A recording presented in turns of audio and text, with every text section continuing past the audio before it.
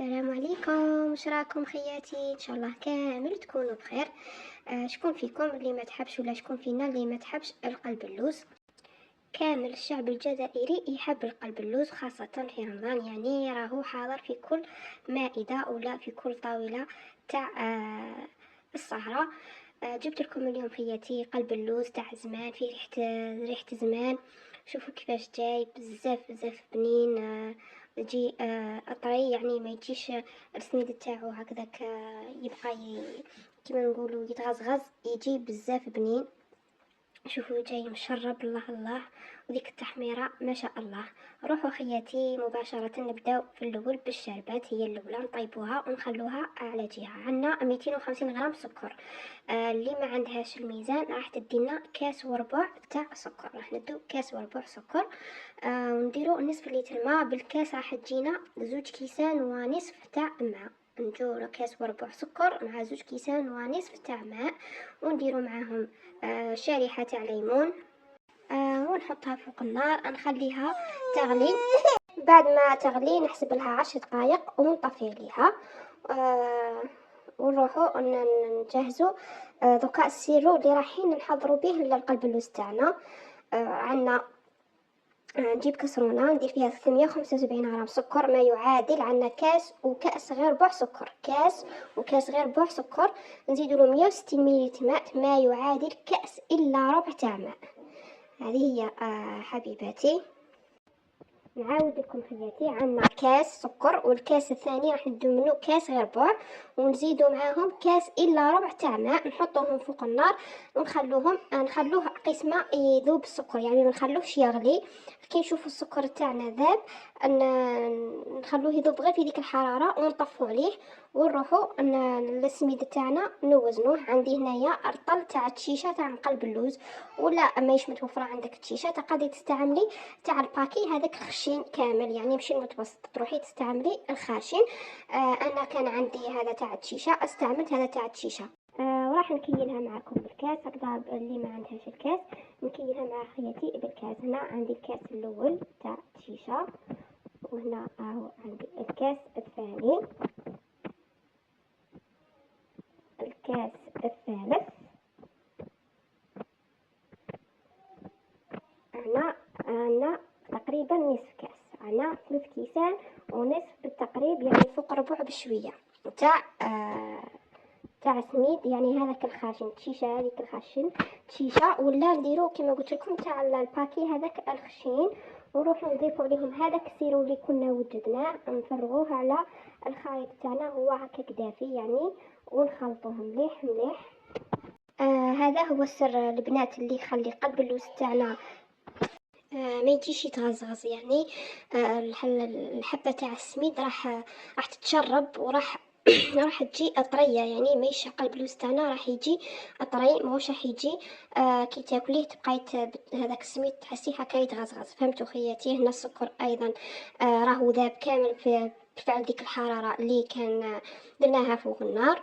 هنا راح نضيفوا عليها ربع كاس تاع السمن ولا الزيت، يعني ما كاش فرق بيناتهم. حبيتي تستعملي السمن، واذا ما كانش عندك متوفر السمن يعني راح تستعملي الزيت عادي. نديرو في الاخير معهم قلت لكم ربع كاس تاع زيت، ونخلطوا مليح خياتي. لازم نخلطوا السميد تاعنا مليح مليح، ندخلو كامل هذاك السيرو وهذاك السمن كامل في السميد تاعنا هكذا، ونخلوه يرتاح شويه حتى يتشرب كامل هذاك السوائل، يعني راح يتشرب كامل هذاك السائل. نغطيه كما راكم تشوفون، نغطيه ببابي فيلم ونخليه يرتاح مدة نصف ساعة. ونروح نجيب الصينية تاعي ندهنها بالزيت. هنا الصينية تاعي فيها 24 سنتيمتر على 24، ندهنها بالزيت. ونروح نحط نفرغ الخليط تاعي، نفرغه في الصينية ونسويه مليح. ننزل كامل هذاك الخليط في الصينية تاعي كما راكم تشاهدوا خياتي. يعني انا نسرع شويه في الفيديو هكذا باش ما يجيكمش طويل. شوفوا في الاول بديت ندير بالمغرف، ومن بعد ما ساعدتنيش هنا راني ندير يدي في الماء، ونجي نسقمها مليح، يعني نسويها مليح كامل باش تجي على مستوى واحد.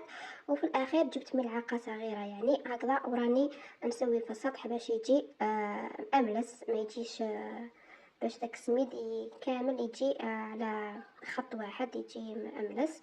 ونجيب هنايا ستاتول ونجي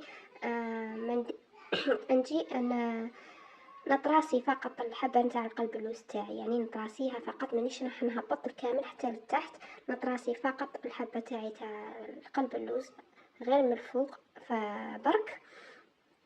ونزين حبيتي تزيني بالكاوكاو ولا تزيني باللوز يعني المتوفر عندك. انا هنا راني زينت غير بالكاوكاو كما راك تشوفوا بهذه الطريقه. يعني هذا القلب اللوز خياتي جربوه والله كامل انواع القلب اللوز اللي جربتهم وما جاونيش كيما هذا القلب اللوز، بزاف جا هايل وكامل عجبهم في الدار. روحوا ندخلوا بعد ما زينتو كامل ندخلوا الفرن على 170 درجة. وفي الأخير راح ندهن قبل ما نطيبو من الجهة الفوقانية ندهنو شوية بالمارغرين ولا بالسمن ونخليه يدي ديك التحميرة الشابة كما راكم تشاهدوا. أنا هنايا المزهر ما زدتوش وبعد ما طابت شربة تمتم، لا حتى كي جيت نشرب القلب اللوز تاعي ضفت ربع كاس تاع مزهر للشربات تاعي. أكيد هي هنا راهي الشربات باردة والقلب اللوز سخون، راني نشرب فيها كيما راكم تشاهدوا. نشربوها على دفوعات خياتي، ما نشربوش القلب اللوز تاعنا على ضربه. يعني لو كان حد تشربي ديروا كامل الكميه تاع الشربات على ضربه يعني راح يخسر لك القلب اللوز تاعك وماهوش راح يخرج لك ناجح. نشربوه هنا على دفعتين، نشرب بالدفعه الاولى نخليه يرتاح حتى يتشرب كامل هذيك الكميه تاع الشربات اللي درتها له. بعدها باش نزيد نشربو نكمل نشربو بالكميه اللي بقات لي من الشربات. هنا نكمل خليته يرتاح واحد لمده 5 دقائق حتى 10 دقائق نكمل باقي الشربات، يعني نشربو كامل الشربات اللي بقات لي. هذا هو العبار لازم ديروه كامل ديك الشربات خياتي تكملوها كامل هذه. ونخلو القلب اللوز تاعنا ليله كامله باش نروحو نقدموه هكذا باش يتشرب في غرضو. نخلوه نرجعوه في الفرن، يكون الفرن مسخن وطافي ونخلوه ليله كامله كما قلت لكم. او في الاخير حبيباتي هنا هذا هو السر اللي احنا نشوفوا قلب اللوز يلمع. هنا انا راح نعطي له مسحه خفيفه فقط بالحسيله يعني المصنوعه في المنزل ولا اللي تشريها، يعني ديري مسحه خفيفه فقط من الفوق، يعني راح تعطينا هذيك اللمعه الرائعه اللي نشوفوها برا يعني عند المحلات. نشوفوا القلب اللوز يجي هكا يلمع، هذا هو السر اللي يخلي قلب اللوز تاعك يبان يلمع. يعني هذا اللمسه الخفيفه فقط.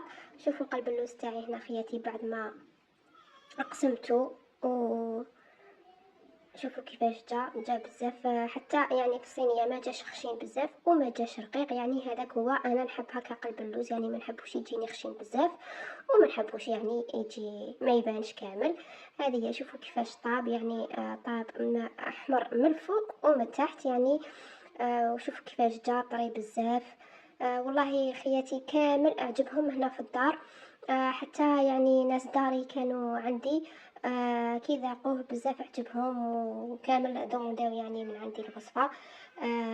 كامل الوصفات اللي درتهم ماشي كيما هذه الوصفه جات بزاف نتمنى ان شاء الله تجربوه وتخلوا لي رايكم في التعليقات. وفي الاخير نقول لكم حبيباتي نلتقي في فيديو اخر ان شاء الله. ما تنساوش ديروا لي جيم حبيباتي، ديروا لي جيم هكذا باش يطلع لي لا فيديو. واذا عجبتكم الوصفه بارطيجوها مع احباباتكم ومع العائله. مع السلامه.